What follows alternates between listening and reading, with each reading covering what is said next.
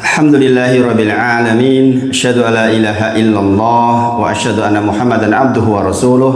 Allahumma shalli ala Muhammad wa ala ali Muhammad.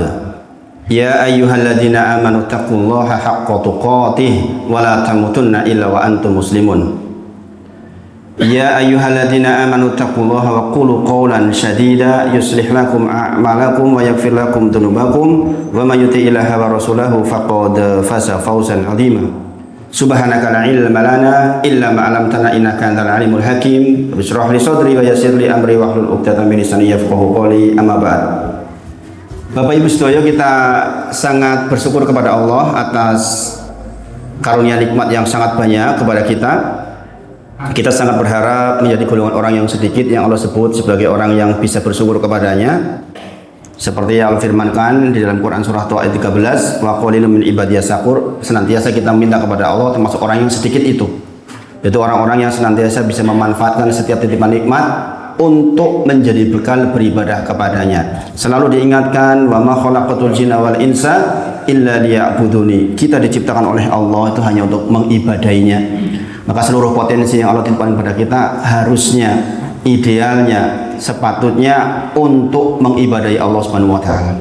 Adalah harta yang Allah titipkan kepada kita, anak-anak kita, istri kita, rumah yang kita miliki, kesehatan mata kita, kesehatan jantung kita, kesehatan kaki kita, semuanya adalah fasilitas dari Allah agar kita bisa mengibadahi Allah Subhanahu wa taala.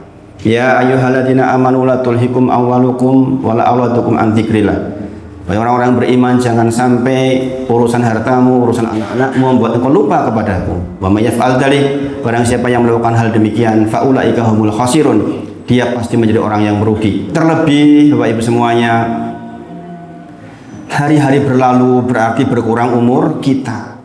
Nih, di sini ada Pak Rintok, kemarin salah satu rekannya meninggal dunia. Innalillahi wa inna ilaihi rajiun. Beliau Pak Rizky Tafianto, kita mendoakan rahimahullah rahmatan wasi'ah, semoga beliau mendapatkan rahmat yang luas, diampuni seluruh dosa-dosanya, diterima seluruh amalnya, insya Allah mudah-mudahan husnul khotimah, dan mudah-mudahan bisa menjadi pelajaran buat kita yang ditinggal. Saya masih ingat betul tanggal 19 Mei saya ceramah diundang Pak Rintok di Depiu. Salah satu yang di samping saya sebelah kiri adalah beliau Pak Rizky Tafianto. Waktu itu saya menceritakan tentang orang yang meninggal, temannya jamaah di Al Yakin, meninggal karena lagi main padel. Masih ingat? Jam 10 pagi main padel, meninggal, masih ingat? Waktu itu saya ceritakan itu di depan Pak Rizky. Ternyata Pak Rizky juga diambil oleh Allah dengan cara yang sama. Sedang main tenis, kemudian Allah takdirkan diambil. Selang sebulan, tanggal 20 Juni. Nah, Allah Bapak Ibu, maka kita sama-sama tidak tahu sekarang kita masih hidup, apakah kita akan masih hidup di 1 bulan ke depan atau tidak. Demi Allah Bapak Ibu, tadi saya ngimam itu sambil berpikir jangan-jangan ini sholat terakhir saya. Karena sakit sekali dadanya tadi itu.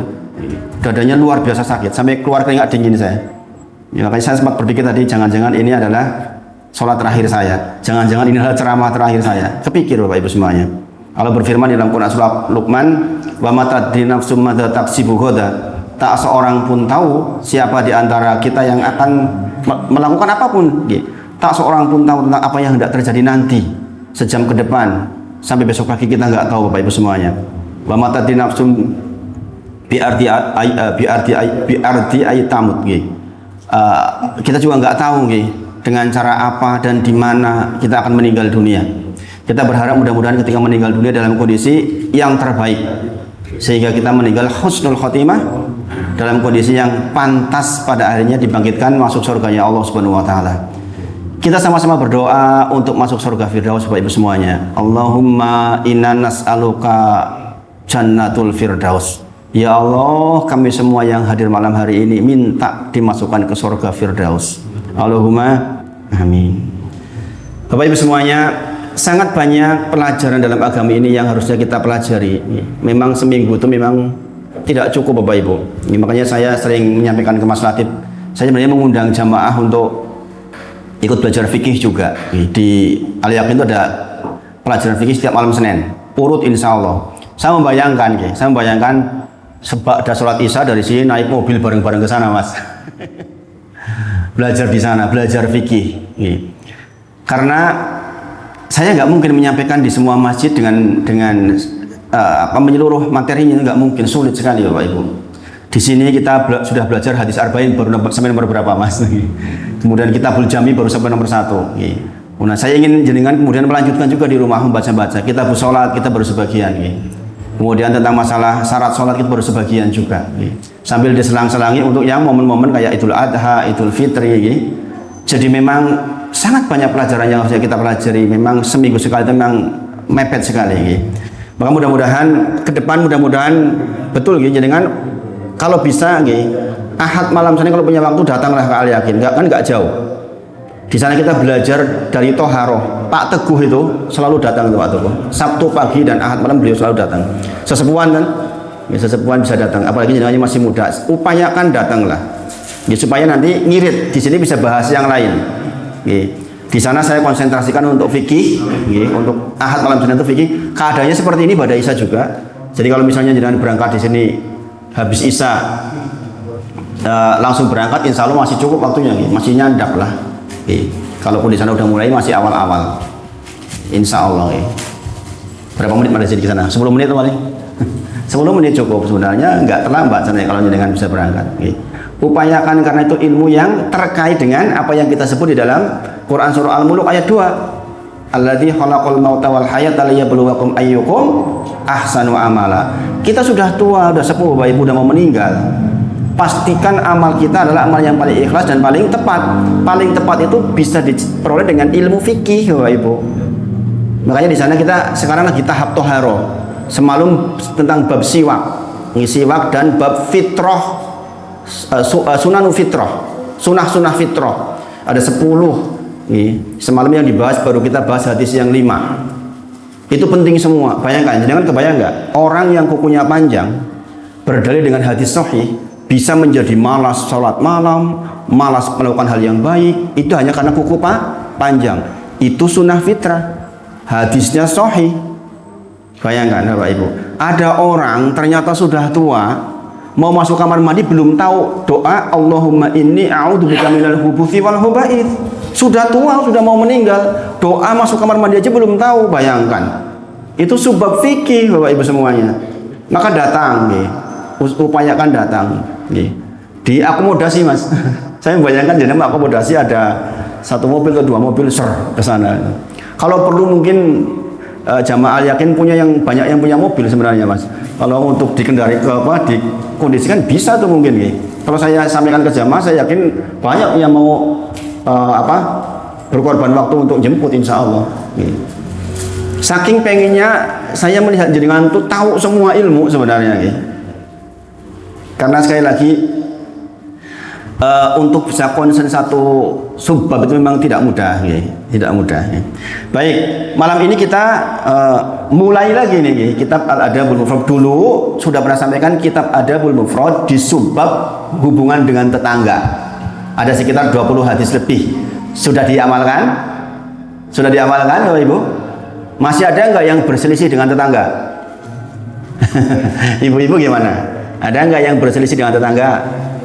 Dulu masih ingat Rasulullah bersabda apa? La yadkhulul jannah man la ya'manu jaruhu bahwa enggak masuk surga siapapun yang tetangganya tidak aman dari lisan dan perbuatannya. Subhanallah. Mas kayaknya dimatiin aja Mas ini Mas. Ini matiin aja. Nah ini dah kalau kurang prima tuh angin aja jadi soal. Jadi tolong diingat-ingat, dipraktekkan toleransi dengan tetangga. Sekali lagi mboten mlebet surga tiang ingkang tonggone mboten aman dari lisan dan perbuatannya. Jangan pernah nggak lihat di YouTube tuh ada ibu-ibu sukanya buang kotoran di depan rumah tetangganya. Ada nggak? Udah dihukum, dikeluarin kayak gitu lagi. Kotoran manusia dibuang di depan rumah tetangganya, subhanallah. Kolek jahatnya gitu.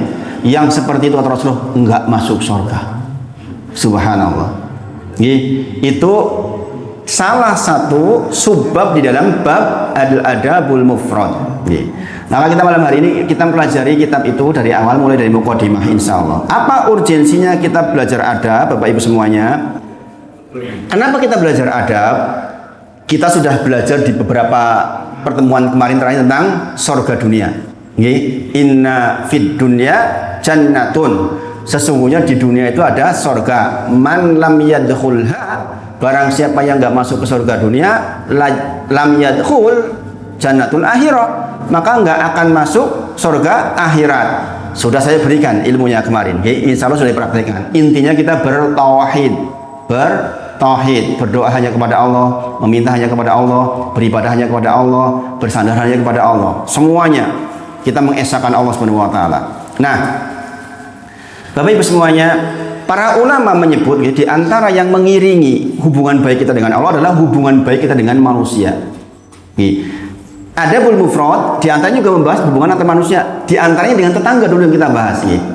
Jadi berikut adalah beberapa hal yang mendorong kita sehingga kita harusnya punya waktu untuk belajar tentang adab. Yang pertama adalah apa yang disampaikan oleh Abdullah bin Mubarak atau Imam Malik juga menyebut hal yang semisal dengan kalimat ta'allamnal adaba salasina sanah. Adapun kami mempelajari adab itu 30 tahun. Wa ta'allamnal ilma istrina sanah. Adapun kami mempelajari ilmu itu 20 tahun. Berarti oke nanti. Banyak mana? Belajar adab lebih banyak. Kami belajar adab salasina sanatan. Sedangkan belajar tentang ilmu istrina sanatan. Saya belajar adab itu 30 tahun. Dan saya belajar tentang ilmu itu 20 tahun. Berarti beliau belajar dalam rentang waktu 50 tahun. Para ulama memang isinya belajar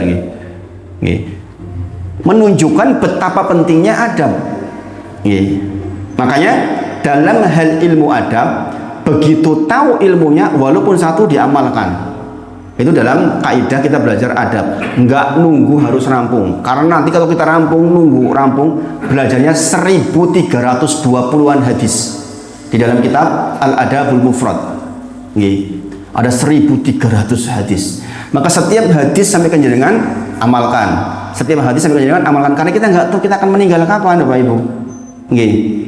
Kemudian yang kedua, tolabtu al-adab salasina sanatan wa tolabtu al-ilma isrina sanatan wa kanu yatlubuna al-adaba qabla al-ilmi.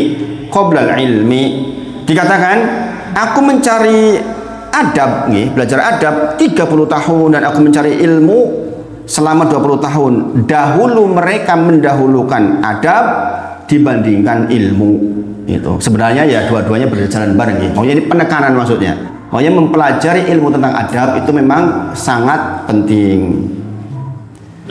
Nasihat seperti ini sangat ditekankan oleh para ulama untuk menunjukkan bahwa penguasaan terhadap adab, yaitu akhlak dan tata krama orang Jawa bilang lebih diprioritaskan dan membutuhkan waktu lebih dibandingkan penguasaan ilmu itu sendiri. Jadi ketika jenengan mempelajari ilmu, untuk ilmu itu terpancar dari jenengan itu harus beradab, Bapak Ibu. Jenengan kebayang nggak kalau dai koran dia sopan santun itu pripun? Mengajar saja nggak punya sopan santun, terus ilmunya mau memancar bagaimana?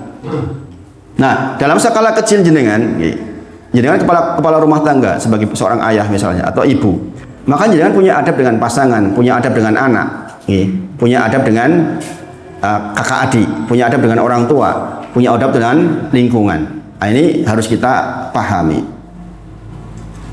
Dikatakan kada yakunu al-adabu thulutsal ad-din. Dikatakan jadi hampir saja kada itu seperti hampir saja yakunu al-adab, adab itu bernilai 2/3 agama. Ini masih dari kalimat yang diucapkan oleh Ibnu Mubarak.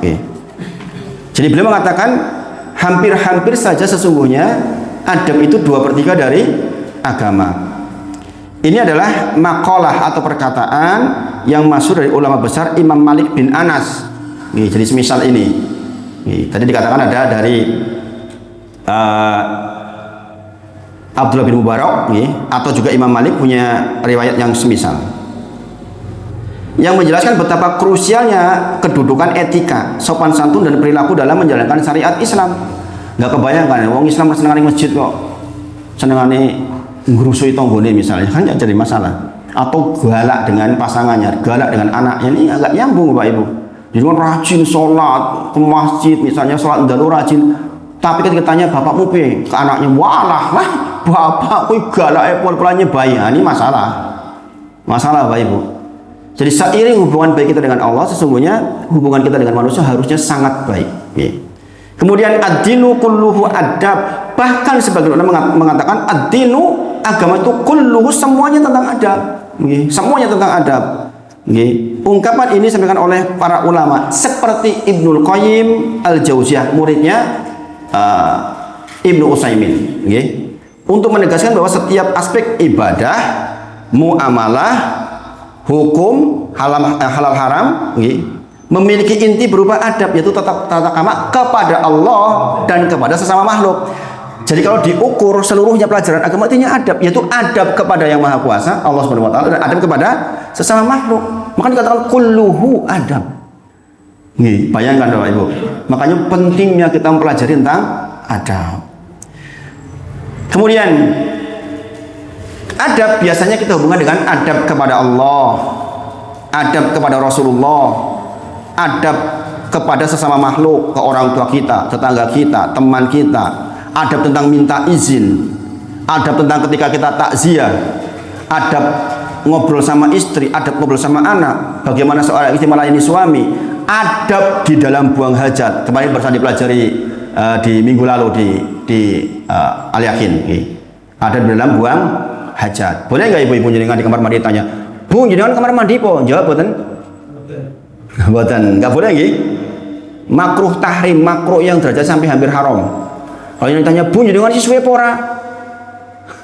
Jawab boten. Lagi salam saja nggak boleh jawab, apalagi itu. Yang boleh adalah merespon. Bu, jenengan jero kamar mandi po? Nyalakan keran. Oh, berarti yang jero. Iki wong apa wudu? Jawabnya piye? Semeneng wae. Karena nggak boleh kita bicara di dalam kamar mandi. Kita boleh bicara di dalam kamar mandi boleh, asal dengan kawannya yang di dalam kamar mandi. Jadi dengan ngobrol di dalam kamar itu boleh asal dengan kawannya. Siapa kawan di kamar mandi? Siapa? Istri nih jenengan. Karena praktek Rasulullah, kadang-kadang Rasulullah itu mandi bersama istrinya. Atau ibu lagi ngopeni bayi, boleh. Jangan istri orang lain ya. Istri orang lain lebih rokok malahan ya. Jadi itu dipelajari di adab tentang kamar mandi. Dan banyak, mana yang sunnah, mana yang haram, mana yang makruh, dibahas satu-satu di kitab fikih. Apalagi nyanyi-nyanyi. Ibu-ibu ngomong orang itu semuanya nyanyi-nyanyi, malah jadi tempat untuk mempraktekkan ilmu nyanyi. Oh, ini banyak ini zaman dulu. Ada tetangga di Al-Yakin, namanya Pak Abu, Habibullah, semoga Allah jaga beliau. Di belakang rumahnya itu mepet dengan kos-kosan putri. Setiap hari mendengar nyanyian. Waduh, kis repot ini. Yes. Ya anak-anak nggak ngerti ilmu begitu Bapak Ibu. Kita anak-anak kita diberitahu, nggak boleh bicara di kamar mandi itu nggak boleh Bapak Ibu. Ingat kata Rasulullah, inna hadhil khusus muhtadaratun. Sesungguhnya tempat ini, kata Rasulullah, kakus maksudnya kamar mandi, muhtadaratun, dihadiri setan. Maka kata Rasulullah, faida, dan jika engkau dakhala ahadakumul mahla atau khola, jikalau engkau masuk ke dalamnya, ke dalam kamar mandi, falyaqul, apa doanya? Allah, bismillah, Allahumma inni a'udzubika minal khubuthi wal khaba'ith. Ya Allah, bismillah, dengan mengucapmu ya Allah, saya berlindung kepada engkau dari godaan setan laki-laki dan setan perempuan. Bapak Ibu semuanya, di dalam keterangan hadis itu dikatakan tujuan setan berada di kamar mandi adalah untuk menyakiti jenengan secara mental dan secara fisik. Maka kalau jenengan punya orang tua hidup bareng jenengan, perhatikan kalau ke kamar mandi, khawatirnya tadi jatuh di kamar mandi. Begitu banyak orang tua meninggal di kamar mandi. Betul apa betul? Betul Bapak Ibu. Karena memang al-khubuthi wal khaba'ith itu menginginkan nyakitin jenengan. Bayangkan Bapak Ibu, itu dipelajari di bab fikih, makanya berangkat nggih. Berangkat ke Al-Yakin tuh malam Senin. Nggih. Supaya ilmunya lengkap insyaallah. Nah, ini semua adalah adab yang seharusnya kita pelajari dengan sungguh-sungguh. Adab di dalam berdagang, nggih. Dan semuanya aktivitas kehidupan kita sehari-hari sesungguhnya berisi tentang adab. Bismillah.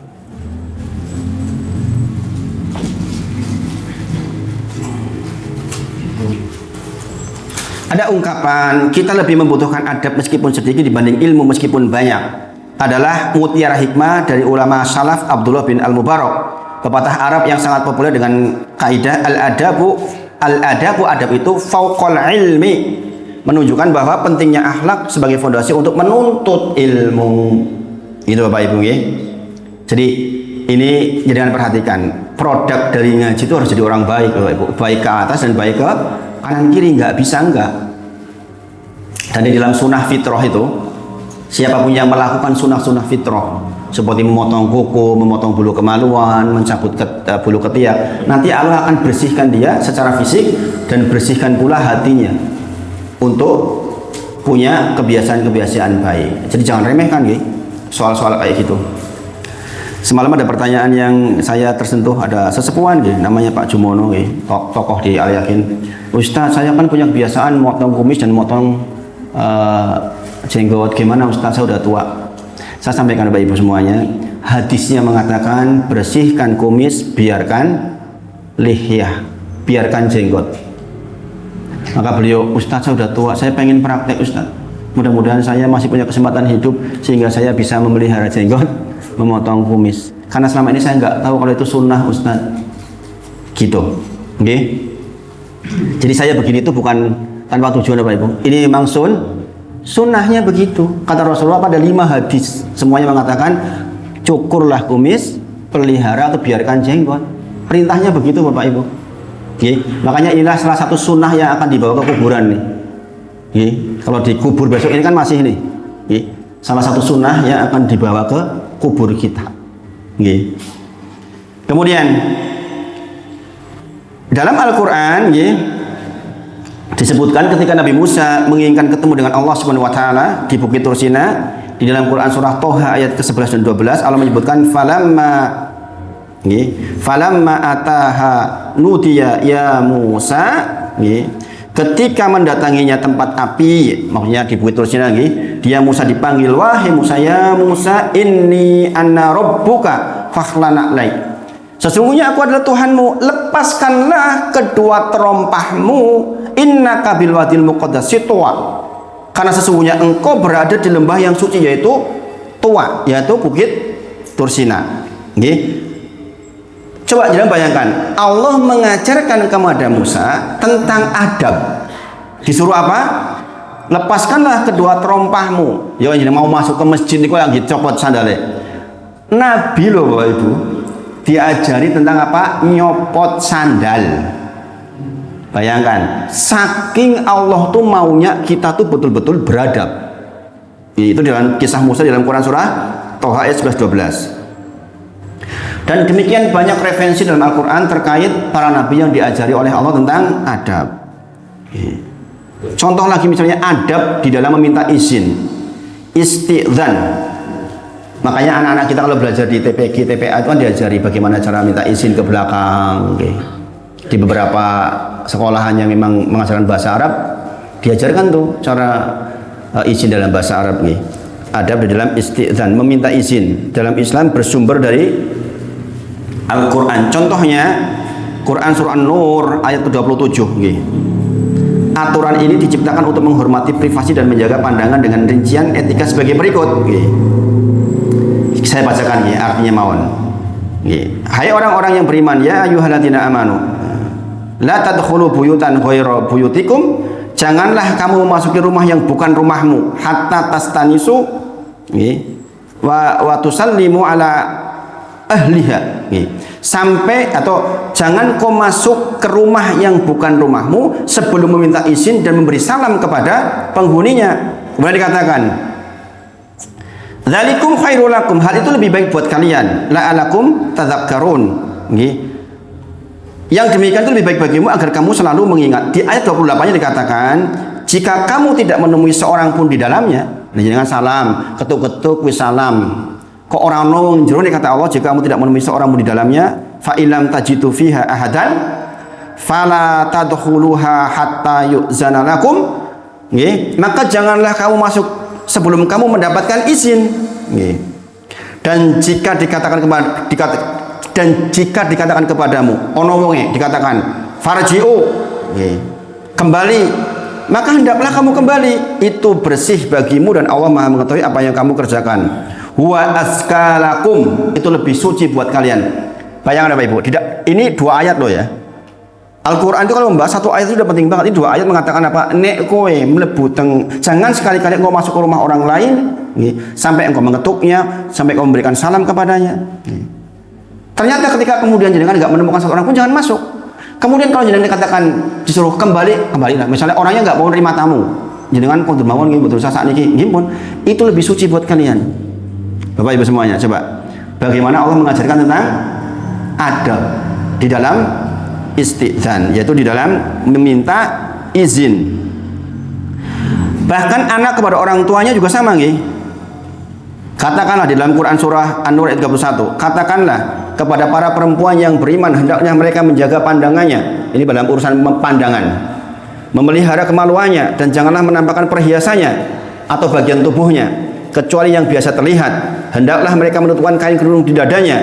Hendaklah pula mereka tidak menampakkan perhiasannya atau auratnya kecuali kepada suami mereka, ayah suami mereka, putra-putra mereka, putra-putra suami mereka, saudara laki-laki mereka, putra-putri saudara laki-laki mereka, dan seterusnya.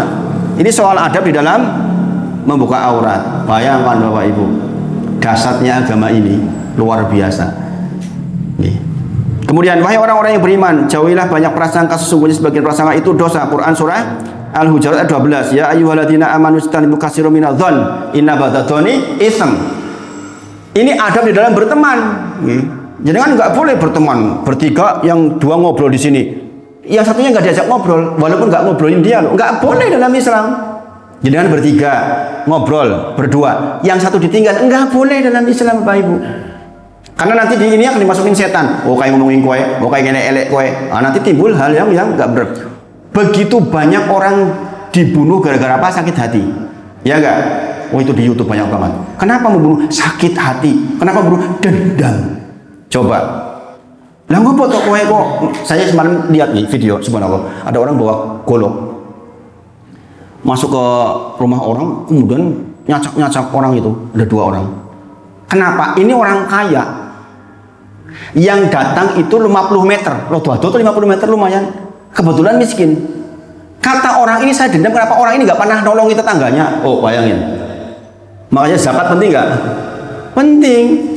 Jadi ada di wong sugih niku mboten munggu dhewean. Sugih nggo dhewean, ana wong sing jengkel. Untung-untung wong sing jengkel orang kamu. Ning ana contoh sing wong jengkel nganti kamu. Itu jangan lihat di YouTube itu. Subhanallah. Makanya agama ini mengatur sedemikian rupa. Seandainya semuanya paham tentang adab, maka nggak perlu terjadi yang sedemikian. Kita belajar adab, sesungguhnya belajar agama, maka pasti berpahala. Bapak Ibu semuanya, ketika jenengan belajar adab, jenengan sedang belajar agama ini. Belajar agama itu akan memberikan pahala besar buat kita, bahkan mempermudah kita masuk surganya Allah Subhanahu wa taala. Dalilnya apa? Man salaka tariqan yaltamisu fi ilman sahalallahu lahu bi tariqan ilal jannah. Barang siapa yang menempuh jalan dari rumahnya untuk duduk di majelis ilmu agama seperti sekarang, kata Allah akan dipermudah jalannya masuk surga. Bapak Ibu semuanya, maka duduknya dengan 1 jam seperti ini itu udah pahalanya luar biasa, dipermudah jalan masuk surga. Syekh Abdurrahman bin Yahya Al-Muallimi Al-Yamani mengatakan bahwa sebab kemunduran umat Islam karena kemunduran di dalam memahami hakikat agama Islam. Bapak Ibu semuanya, dan itu meliputi 3 hal. Ini nanti semuanya ujung-ujungnya terhadap adab. Yang pertama adalah bercampurnya antara yang agama dengan yang bukan agama. Ada yang urusan dunia, ada yang urusan agama pure. Nanti saya terangkan maksudnya. Nih, diterima dulu. Yang kedua, lemahnya keyakinan orang-orang terhadap agamanya. Aku ora yakin. Contoh masalah jenggot lah. Allah jenggot dikiwi kaya wedhus misalnya. Hal itu sunnah. Nih. Boleh dirapikan Bapak Ibu sebagian pendapat. Pendapat yang lain mengatakan dibiarkan. Sebagian berpendapat boleh dirapikan. Kalau sudah segini. Ini pendapat yang agak lemah sebenarnya. Yang paling kuat sebenarnya dibiarkan. Tapi saya sendiri prakteknya masih kadang-kadang dirapihkan. Tapi jangan mengatakan kemudian Allah ngingu jenggot kaya wedhus. Ini masalah Bapak Ibu. Berarti dia kurang yakin terhadap ajaran agamanya. Tentang ini Bapak Ibu, ini hadisnya kuat 5 lebih. Bagaimana kita menyelisihi orang-orang musyrik, subhanallah ya. Itu dipelajari di Al-Yakin. Kemudian minggu depan belajar tentang itu. Kemudian tidak mengerjakan hukum-hukum agama. Dia tahu tapi dia nggak mengerjakan karena malas. Solusi satu-satunya kata beliau adalah mengenali adab-adab di dalam ibadah, di dalam muamalat. Contoh dalam iqomah, adab ketika iqomah, adab ketika safar, adab ketika bergaul, adab ketika sendirian. Bapak Ibu semuanya, di agamanya diatur, nek pas dewean ngopo diatur. Bagaimana kita mengatur hati, mengatur mata, mengatur pendengaran pas dewean. Itu adab ketika sendirian. Adab di dalam bergerak. Jangan bergerak itu ada adabnya Bapak Ibu semuanya, nggak sembarangan ya. Adab ketika tidur, adab ketika makan, adab ketika minum, dan semua yang dihadapi dalam kehidupan dan disertai dengan upaya mengamalkan di dalam setiap kegiatan itu, maka itu yang dikatakan mengoptimalkan, mengupayakan supaya tidak terjadi kemunduran beragama. Orang jadi nggak saling tolong dengan tetangga itu karena nggak tahu adabnya Bapak Ibu. Yang namanya bermasyarakat kan bermacam-macam, ada yang kaya, ada yang miskin, ada yang pintar, ada yang orang kurang pintar, ada yang gede, ada yang mohon maaf ketinggalan, keterbelakangan.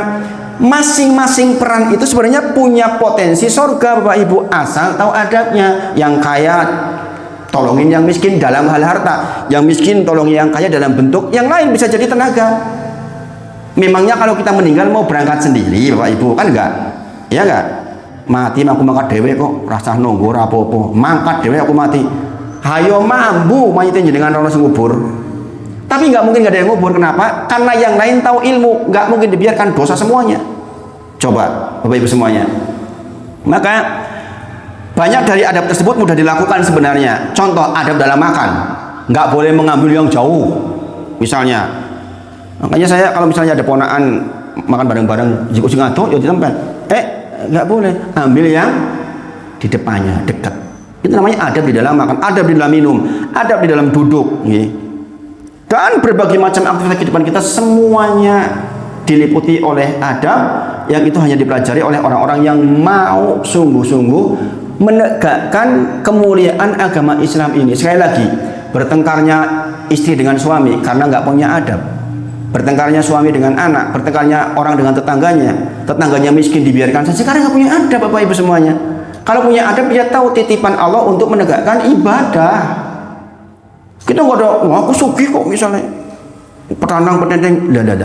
Jenengan iku sugih niku kan cari akhirat, kayak siapa? Qarun, wabtaghi fima ataqallahu darul akhirah, kata Allah dalam Quran surah Al-Qasas 77. Ini dengan harta yang diberikan kepadamu Qarun, cari akhirat. Wa ahsin, berbuatlah baik, kama ahsanallahu alaik, sebagaimana Allah sudah baik sama kamu. Kita Bapak Ibu punya kelebihan karena apa? Karena Allah baik sama kita. Jenengan diberi harta, diberi sehat, diberi macam-macam lah. Karena Allah baik sama jenengan. Kalau Allah nggak baik sama jenengan, nggak punya apa-apa jenengan. Nah, karena Allah sudah baik sama jenengan, baiklah dengan yang lain. Kata Allah begitu. Maka seluruh potensi yang jenengan miliki dalam rangka untuk itu, Bapak Ibu semuanya. Penting nggak belajar adab? Penting nggak? Coba kalau belajar semuanya enak, hidup di tengah masyarakat yang dari Pak Dukun itu sketsa. Kalau masyarakatnya mengenal adab, penak leh diatur. Karena semuanya ingin baik.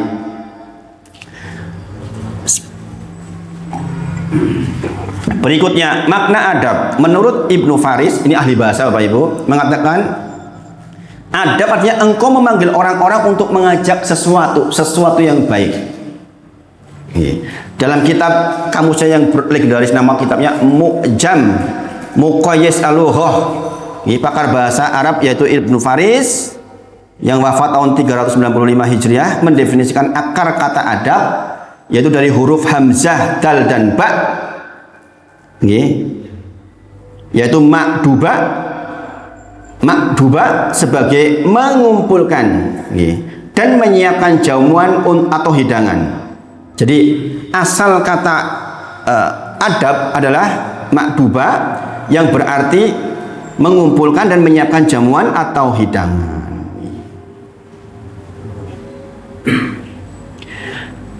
Ini sangat luas sebenarnya gitu tentang definisi adab ini, tapi bisa nggak saya perdalam karena ini subbab pembahasan bahasa Arab yang saya kira jenengan nanti terlalu berat kalau mengikuti yang ini. Secara istilah mengajak kepada hal-hal baik. Adab adalah perkara yang disepakati kebaikannya. Adab adalah perkara yang disepakati kebaikannya. Umumnya orang yang ngerti, urufnya yang kaya ngono kuwi apik secara umum. Karena sesungguhnya secara fitrah manusia itu ingin baik, Bapak Ibu. Nggak ada sebenarnya orang yang ingin jelek itu nggak ada. Tapi kadang-kadang keadaan lingkungan, teman-temannya itu yang menjadi akhirnya jelek. Secara asal sebenarnya manusia itu ingin baik. Makanya kalau kita punya anak berprasangka baik lagi bahwa anak kita sebenarnya pengen baik. Sebagian ulama mengatakan adab adalah menjalankan akhlak mulia. Adab adalah engkau berpegang dengan perkara baik. Adab adalah hormat kepada yang lebih tinggi, lembut kepada yang lebih rendah. Hormat kepada yang lebih tinggi, lembut kepada yang lebih rendah. Ada anak kepada orang tua hormat. Orang tua kepada anak berarti apa? Tadi rumusnya gimana? Hormat kepada yang lebih tinggi, lembut kepada yang lebih rendah. Orang tua ke anak berarti apa? Lembut. Anak ke orang tua hormat. Guru kepada kepala sekolah hormat. Kepala sekolah kepada guru lembut. Murid kepada guru, guru kepada murid. Begitu rumusnya Bapak Ibu. Adab memang harus begitu. Yang kaya kepada yang miskin lembutlah. Yang miskin pada yang kaya hormatlah dalam kasus harta. Walaupun itu bukan berarti yang kaya lebih tinggi daripada yang miskin, belum tentu. Secara sederhana, adab adalah berakhlak mulia. Di zaman sekarang, adab sering diartikan menggunakan bahasa yang sopan dan indah. Dalam bahasa Arab, nama pelakunya namanya adib, yaitu orang yang pandai di dalam menyampaikan ide-idenya dengan kalimat-kalimat indah yang menakjubkan, tidak bernilai rendah tapi bernilai tinggi. Jadi tidak semua orang bisa dalam kasus ini. Makanya ini arti adab di zaman kontemporer. Kalau ini arti tambahan saja. Orang yang mengatakan itu loh ya orangnya beradab tuh. Kalau ngomong itu masya Allah, nilainya tinggi, nggak sembarang gitu. Dan Imam Rasulullah juga contohnya begitu Ketika Rasulullah menyebutkan tentang khitan, semalam dibahas di Al-Yakin, iltaqau khitanaini, bertemunya dua khitan. Itu ingin mengatakan apa? Bahasa lain dari apa? Hubungan badan, gitu. Kata Rasulullah, Pak, bertemunya dua khitan. Makanya semalam dibahas, wong lanang yo khitan, wong wedok yo khitan. Karena Rasul menyebutkan bertemunya dua khitan. Atau Rasul menyebut seperti timba masuk ke sumurnya. Paham? Yang sudah nikah paham tuh nih? Seperti timba masuk ke sumurnya, begitu kata Rasulullah.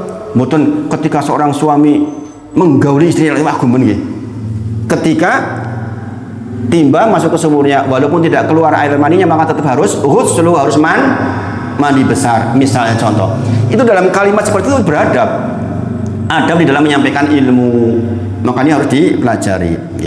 Nah Bapak Ibu semuanya, kitab yang hendak kita pelajari namanya kitab Al-Adabul Mufrad. Ini sebenarnya kitab juga dari Imam Bukhari, yang isinya adalah apa yang ditulis di dalam kitab Sahih Bukhari dalam bab Kitabul Adab, sejumlah 200 sekian hadis. Kemudian ditambahkan hadis-hadis lain yang di dalam hadis itu ada 1.300-an, yang 900 sekian itu sahih, yang sisanya 200 sekian itu masih diperselisihkan. Kalau yang di Sahih Bukhari kan semuanya sahih dengan standar yang sangat tinggi. Yang di bawah sahih ada hasan, itu dimasukkan juga dalam kitab Adabul Mufrad karena banyak sekali keindahan-keindahan di situ yang tidak tercantum di dalam kitab Sahih Bukhari. Maka dibuatkan kitab sendiri namanya Al-Adabul Mufrad. Mufrad itu artinya terpisah Bapak Ibu. Jadi namanya kitab adab sebenarnya, tapi karena ini memisah dari Sahih Bukhari maka dinamakan Al-Adab Al-Mufrad, yaitu kitab adab yang terpisah dari Sahih Bukhari. Walaupun ini yang ngarang juga, yang nulis juga Imam Bukhari. Imam Bukhari Bapak Ibu menghafal 100.000 hadis sahih, 200.000 hadis dhaif. Oke men ya. Coba bayangin. Dari 100.000 yang sahih itu diambil 7.000. Yang dengan sahih yang paling sahih. Dari 7.000 itu diambil lagi jadi 4.000 sekian. 4.000 sekian yang tidak berulang. Nah, kalau di Sahih Bukhari ada 7.000 lebih. Tapi kalau tanpa pengulangan dan 4.000 lebih. Nah, 200 sekian diantaranya adalah kitab tentang hadis tentang adab. Coba Bapak Ibu sekarang.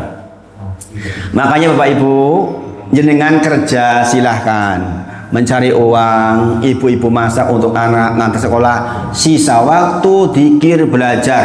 Datangilah kajian-kajian yang berkualitas. Karena itulah jenengan akan hidup di atas hidayah. Bapak Ibu semuanya, pahala paling besar buat dai kayak saya itu muhtadun namanya. Quran surah Yasin ayat ke-21 kata Allah, ittabi'u ma la yas'alukum ajru wa hum muhtadun. Ikutilah orang-orang yang enggak minta bayaran sama kalian. Sesungguhnya bayaran buat mereka adalah muhtadun. Muhtadun adalah petunjuk dari Allah. Nggih. Jadi kalau ada dai kok njaluk bayaran itu dai keliru Pak Ibu. Dai itu enggak boleh minta bayaran. Dai kok narif. Dai kok narif. Aku gelem rene bayar 2 juta. Dai kok narif. Kalau dai narif berarti udah keliru. Bertentangan dengan Quran surah Yasin ayat ke-21. Nggih. Makanya saya insya Allah Bapak Ibu semuanya, sepanjang saya ceramah pernah nggak saya mengatakan ke jenengan, saya minta tarif sekian? Pernah nggak? Membahas saja insya Allah enggak. Nggih. Jadi dai itu akan dibimbing oleh Allah dalam muhtadun, dan itu adalah salah satu pahala yang paling besar. Rezeki Allah yang mengatur, banyak pertolongan Bapak Ibu. Nggih. Jadi urusan rezeki saya adalah dengan Allah Subhanahu wa taala. Akan dikirimkan orang-orang baik. Maka berlombalah berbuat baik jenengan. Berlombalah berbuat baik. Karena ketahuilah kalau jenengan ditunjuk oleh Allah berbuat baik, beruntung. Jadi dai itu Bapak Ibu enggak akan pernah bersandar kepada satu di antara makhluk-makhluknya Allah, enggak boleh Bapak Ibu. Nanti Allah yang mengatur seluruhnya. Jadi mudah-mudahan yang di depan panjenengan ini dibimbing oleh Allah di dalam muhtadun. Dan mudah-mudahan saya bisa bersama jenengan terus.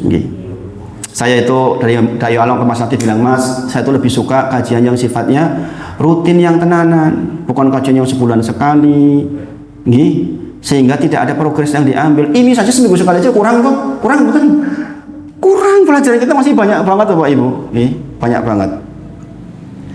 Nah, kemudian Bapak Ibu semuanya, pentingnya kitab ini. Kitab ini adalah termasuk kitab pertama di dalam bab adab. Sebelumnya nggak ada kitab yang membahas tentang adab secara komprehensif. Kemudian kitab ini meliputi adab secara global. Kebanyakan kitab adab itu ngaten. Adab makan terpisah. Adab minum. Nah, ini kitab ini itu meliputi seluruhnya. Seluruh adab-adab dikumpulkan dalam 1.300 sekian hadis. Makanya kalau jenengan lulus kitab ini ya menakjubkan. Nanti yang di bab pertama adalah, ini saya lompat dulu karena sudah agak malam, yaitu bab tentang bab firman Allah Ta'ala, wa wassaynal insana biwalidayhi husna. Di Quran surah Al-Ankabut, kalau nggak keliru ayat ke-15, betul nggak? Dicek Pak Wardi, coba Pak Wardi. Wa wassaynal insana biwalidayhi husna itu ayat berapa itu? Sebentar tak cek dulu. Ya nanti dicek di rumah Kalau nggak salah Quran surah Al-Ankabut ayat ke berapa? 15. Itu Bapak Ibu semuanya, ini berarti subbab tentang adab kepada siapa? Wa wassaynal insana biwalidayhi husna, dan kami mewasiatkan kepada manusia untuk bergaul dengan orang tua, kedua orang tuanya husna, dengan pilihan terbaik. Maka namanya kalau nama Allah Pak Asmaul Husna, nama-nama terbaik. Maka ketika jenengan bergaul dengan orang tua panjenengan, pilih semuanya yang terbaik, memberikan yang terbaik, berkata-kata dipilih yang paling baik, duduk di depan orang tua yang paling sopan, yang paling baik. Nggak boleh kita mengangkat suara di depan orang tua kita, nggak boleh mengangkat badan di depan orang tua kita. Begitu tuh. Coba, Islam tuh mengajarkan untuk orang tua begitu. Masya Allah. Bapak Ibu semuanya, saya kasih gambaran dulu. Di bab 1 tentang adabul mufrad adalah tentang apa? Wa wasaynal insana biwalidayhi husna, tentang bagaimana kita beradab kepada kedua orang tua kita. Di antara dalil yang diangkat adalah Quran surah Al-Isra 23 yang sangat terkenal. Wa qad rabbuka alla ta'budu illa iyyahu wa bil walidaini ihsana. Imma yablughanna 'indakal kibaru ahaduhuma aw kilahuma fala taqul lahumu uff wa la tanharhuma wa qul lahumu qawlan karima wa fid lahum janaha dhulli minar rahmah wa qur birham kama rabbayani shaghira. Cepat men nggih. Cepat boten. Subhanallah. Ini Quran surah Al-Isra ayat ke-23 mulainya. Nggih. Coba jalan lihat. Kita akan besok minggu depan insyaallah, oke. Ini ayat ini itu menggandengkan antara tauhid yang menjadi kunci kebahagiaan jenengan masuk surga kemarin itu loh. Nggih. Dengan berbuat baik kepada orang tua. Ternyata surga dunia yang kemarin kita cari itu, nggih, untuk menjadi berkah surga akhirat dihubungkan dengan birrul walidain. Jadi jenengan nggak bisa mendapatkan surga dunia dan akhirat kecuali beriman kepada Allah sambil kemudian birrul walidain, berbuat baik kepada orang tua. Betapa pentingnya hubungan kita dengan orang tua. Satu, dan kita bahas minggu depan. Yang kedua, menggandengkan tentang tidak berbuat syirik dengan berbakti kepada orang tua. Contohnya dalam ayat Al-An'am ayat ke-151. Qul ta'alau atlu ma harrama rabbukum alaikum alla tusriku bi syai'a wa bil walidaini ihsana. Dikatakan alla tusriku bi syai'a, jangan engkau berbuat syirik, wa bil walidaini ihsana, dan berbuat baiklah kepada orang tua. Tadi pertama tauhid dihubungkan dengan berbuat baik kepada orang tua. Yang kedua, jangan berbuat syirik dihubungkan dengan berbuat baik kepada orang tua. Yang ketiga, ini saya gambar contoh dulu nih, menggandengkan antara perintah bersyukur kepada Allah dengan berterima kasih kepada kedua orang tua. Dalilnya adalah Quran surah Luqman ayat ke-14. Nggih. Wa wasaynal insana biwalidayhi hamalathu ummuhu wahnan ala wahnin, dan seterusnya. Itu adalah menggandengkan antara perintah bersyukur kepada Allah. Di akhir ayat dikatakan, nggih, wa fisalu fi amain aniskurli wali walidaik ilayal masir. Ketika engkau bersyukur kepada Allah, maka gandengkan dengan bersyukur pada manusia. Ketika engkau berterima kasih kepada Allah, maka berterima kasihlah kepada orang tua. Bapak Ibu semuanya, kenapa? Kenapa begitu, nggih? Dikatakan nggih, tentang ngaten Bapak Ibu. Idza matal insan, jikalau meninggal Bani Adam, in qata'a amaluhu illa min salasin, terputus seluruh amalnya kecuali dari 3 hal. Salah satunya adalah anak yang soleh. Maka nanti didefinisikan di sini. Tidak dikatakan anak soleh kecuali dia mendoakan kedua orang tuanya. Nggih. Maka di sini menghubungkan antara anak soleh dengan banyaknya mendoakan orang tua. Jenengan niku lho dianggap bocah soleh nih. Dongake wong tuwa. Nek jenengan orang dongake wong tuwa dudu cah soleh. Coba, kesolehan jenengan itu digandengkan dengan berbuat baik kepada orang tua, yaitu mendoakan. Subhanallah Bapak Ibu semuanya gitu. Jadi kalau kita paham adab kayak gini, ini menakjubkan. Anak-anak kita jadi baik gitu. Pokoknya jangan pernah menyerah, terus disampaikan. Kita cari di mana-mana tuh adab, kemana-mana belajar parenting, nggak ada artinya apa-apa dibandingkan kitab-kitab kayak gini Bapak Ibu. Kita kadang mencari yang dari non muslim, wah katanya begini-begini, nggak ada apa-apanya dibandingkan kitab yang sudah ditentukan oleh Allah dan Rasulnya. Ada 2 fatwa dari Ibnu Abbas. Nomor 5 ini terkait dengan pentingnya adab. Ada orang datang kepada Ibnu Abbas, 2 fatwa besar ini. Dia datang, ya Ibnu Abbas, sesungguhnya saya telah membunuh orang lain. Apakah saya bisa diampuni? Kata Ibnu Abbas, apakah kau masih punya 2 orang tua? Berbaktilah kepada kedua orang tuamu. Ini bukan berarti perintah mateni wong berbuat bakti pada orang tua, nggih. Ini cerita ada orang udah bacut, nggak dosa gede banget mateni wong. Kemudian datang ke Ibnu Abbas, yo, kowe sing duwe wong tua apa ora? Berbuatlah baik kepada orang tuamu. Itu bisa menghapus dosa membunuh. Subhanallah. Kemudian yang kedua, ada orang melakukan sihir, kesirikan. Maka dikatakan Ibnu Abbas, apakah kamu masih punya dua orang tua? Ya, berbaktilah kepada keduanya. Mudah-mudahan dosa syirikmu terhapus. Kemudian ini adalah amalan soleh para anbiya, yaitu berbakti kepada orang tua. Nabi Yahya, wa barrom biwalidayhi, wahai Yahya, berbuatlah baik kepada kedua orang tuamu. Nabi Isa, wa barrom biwalidati, berbuatlah baik kepada ibumu, karena Nabi Isa mung duwe ibu tok. Nggih. Kemudian dikatakan khairul tabi'in Uwais al-Qarani. Nggih. Sebaik-baik tabi'in adalah Uwais al-Qarani. Kenapa? Karena berbuat baik kepada orang tuanya. Jadi bab 1 nanti kita akan bahas tentang adab kepada orang tua, kepada bapak, kepada ibu. Nah, ini ditulis di bab pertama dengan adabul mufrad, Bapak Ibu. Mudah-mudahan bermanfaat. Alhamdulillah masih hidup sampai akhir ceramah. Kondisinya sudah mulai ngedrop, rasanya berat. Semoga Allah sayangi kita semua. Minta doa panjenengan supaya saya diberi kesehatan, diberi kekuatan, berumur panjang. Mudah-mudahan bisa memberikan manfaat kepada banyak-banyaknya orang, insya Allah. Mohon maaf jika ada hal yang kurang pas di hati. Sekali lagi saya pengumuman jenengan, upayakan ikut belajar fikih karena nggak jauh, mumpung ada di sana di Al Yakin. Nanti dikoordinasi oleh Mas Latif. Mas Latif semalam datang ke sana sama istri. Semoga bisa menjadi inspirasi buat semuanya, insya Allah. Wa akhiru da'wana alhamdulillahirabbil alamin. Assalamualaikum warahmatullahi wabarakatuh. Waalaikumsalam. Jazakallahu khairan.